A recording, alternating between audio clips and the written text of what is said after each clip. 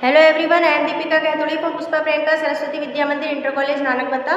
This video for class 10 subject physics. देखिए बच्चों, आज का आपका जो टॉपिक है वो है ह्यूमन आइज मतलब मानव नेत्र। तो हम आज पढ़ेंगे मानव नेत्र के संरचना और उसके जो विभिन्न भाग होते हैं उनके बारे में। ठीक है, तो मानव नेत्र क्या होता है बच्चों? मनुष्य को प्रकृति की एक बहुत ही बहुमूल्य देन है और इसकी आकृति लगभग अंडाकार होती है और इसका व्यास 2.5 सेंटीमीटर होता है। तो मैंने आपको डायग्राम में एक मानव नेत्र बना के दिखाया है और इसके विभिन्न भागों को दिखाया है। तो इसके जो भाग होते हैं उसमें सबसे पहले आता है आपका दृढ़ पटल। दृढ़ पटल क्या होता है? जो नेत्र होता है उसका सबसे बाहरी जो हिस्सा होता है वो क्या होता है? आपका दृढ़ पटल होता है। तो जो मनुष्य का नेत्र होता है वो लगभग एक खोखले गोले के समान होता है जो बाहर से एक दृढ़ और एक अपारदर्शी श्वेत परत से ढका रहता है और यही श्वेत परत आपकी क्या कहलाती है? दृढ़ पटल कहलाती है। ठीक है, और इस दृढ़ पटल का कार्य क्या होता है? नेत्र के अन्य भागों की सुरक्षा करना। और इस दृढ़ पटल के ठीक नीचे एक काले रंग की झिल्ली होती है जिसे हम ये वाला भाग जिसे हम क्या बोलते हैं? रक्तक पटल बोलते हैं। इस रक्तक पटल को हम कोलेराइड भी कहते हैं। काले रंग की झिल्ली होने के कारण यह क्या करती है? नेत्र गोलक के अंदर प्रकाश का परावर्तन नहीं होने देती है। ठीक है, उसके बाद आपका अगला पॉइंट आता है कार्निया। कार्निया क्या होता है? इस दृढ़ पटल के आगे का हिस्सा कुछ उभरा हुआ होता है। इस उभरे हुए हिस्से को ही हम क्या कहते हैं? कार्निया बोलते हैं। कार्निया होता क्या है? यह एक पारदर्शी जो है वो एक झिल्ली से ढका हुआ होता है। जो नेत्र गोलक के पृष्ठ का जो पारदर्शी ये जो उभार है वो क्या होता है? एक पतली पारदर्शी झिल्ली से ढका रहता है। इस जिसे ही हम क्या बोलते हैं? स्वच्छ पटल या कार्निया कहते हैं। तो आँख में प्रविष्ट करने वाला जो प्रकाश होता है वो सबसे पहले इसी भाग से होकर गुजरता है। मतलब आँख में प्रविष्ट करने वाला पदार्थ जो भाग होता है वो सबसे पहले कार्निया से होकर गुजरता है। ठीक है, उसके बाद अगला पॉइंट आता है आइरिस। आइरिस क्या होता है? कार्निया के पीछे एक रंगीन और एक अपारदर्शी झिल्ली लगी होगा एक पर्दा होता है। इस पर्दे को हम क्या बोलते हैं? आइरिस बोलते हैं। ठीक है, आइरिस के बाद अगला पॉइंट आता है आपका पुतली अथवा नेत्र तारा। तो इस आइरिस के बीच में एक छिद्र होता है जिस छिद्र को हम क्या बोलते हैं? पुतली अथवा नेत्र तारा कहते हैं। कार्निया से आने वाला प्रकाश जो है वो सबसे पहले पुतली से होकर लेंस में होकर गुजरता है, लेंस से होकर गुजरता है और तीव्र प्रकाश की उपस्थिति में आइरिस की जो मांसपेशियां होती हैं वो क्या होती हैं? पुतली को छोटा कर देती हैं जिससे नेत्र में जो है वो प्रकाश की कम मात्रा पहुंचती है। ठीक है, इसके बाद का जो आपका पॉइंट है वो है आपका जलीय द्रव। जलीय द्रव क्या होता है आपका?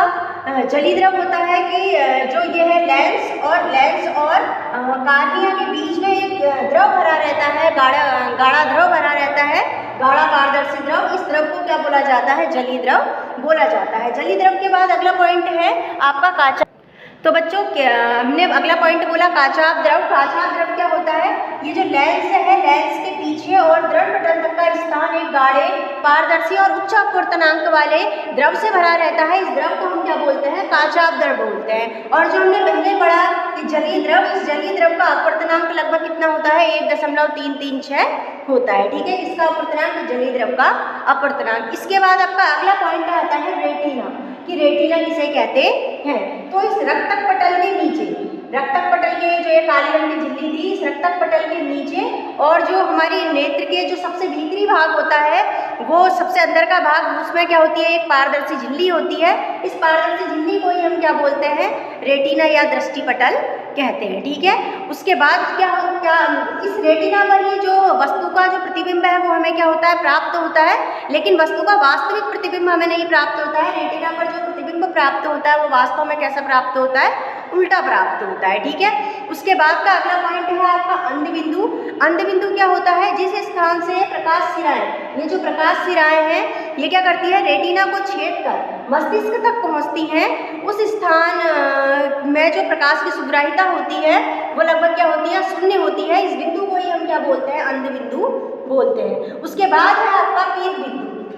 कि पीत बिंदु किसे कहते हैं? यहाँ पर एक पॉइंट है जिसे हम क्या बोलते हैं? पीत बिंदु कहते हैं। तो जो रेटिना है, इस रेटिना के बीचों बीच में एक पीला भाग होता है। इस रेटिना के बीचों बीच में एक पीला भाग होता है इस पीले भाग में जहाँ पर बना हुआ प्रतिबिंब जो है वो सबसे अधिक स्पष्ट दिखाई देता है, इस बिंदु को ही हम क्या बोलते हैं, पीत बिंदु बोलते हैं। ठीक है, जहाँ पर इस भाग की सुग्राहिता क्या होती है, सबसे ज़्यादा होती है। तो ये थे मानव नेत्र की संरचना कि मानव नेत्र में के कौन कौन से भाग होते हैं। एक बार फिर से रिवाइज कर लिए, मानव नेत्र के कौन कौन से भाग होते हैं। सबसे पहले दृढ़पटल होता है। दृढ़पटल क्या होती है, दृढ़पटल के ठीक नीचे काले रंग की झिल्ली होती है जिसे क्या बोलते हैं हम, रक्तक पटल बोलते हैं। और रक्तक पटल के नीचे और नेत्र के सबसे भीतरी भाग में एक और पारदर्शी झिल्ली होती है जिस पर हम जिसको हम क्या बोलते हैं, रेटिना बोलते हैं। वस्तु का प्रतिबिंब इसी रेटिना पर प्राप्त होता है, परंतु वह कैसा प्रतिबिंब प्राप्त होता है, उल्टा प्रतिबिंब प्राप्त होता है। इसके बाद अगला पॉइंट है आपके आइरस। और आइरस के बाद का पॉइंट था आपका, आइरस के बाद पढ़ा था हमने लेंस। ये वाला हिस्सा क्या कहलाता है, लेंस कहलाता है। और लेंस के बीच, आइरस के बीचों बीच में एक छिद्र होता है जिसको हम क्या बोलते हैं, पुतली बोलते हैं। और कार्निया क्या होता है, दृढ़पटल के आगे एक उभरा हुआ भाग होता है जिसे हम क्या बोलते हैं, कार्निया बोलते हैं।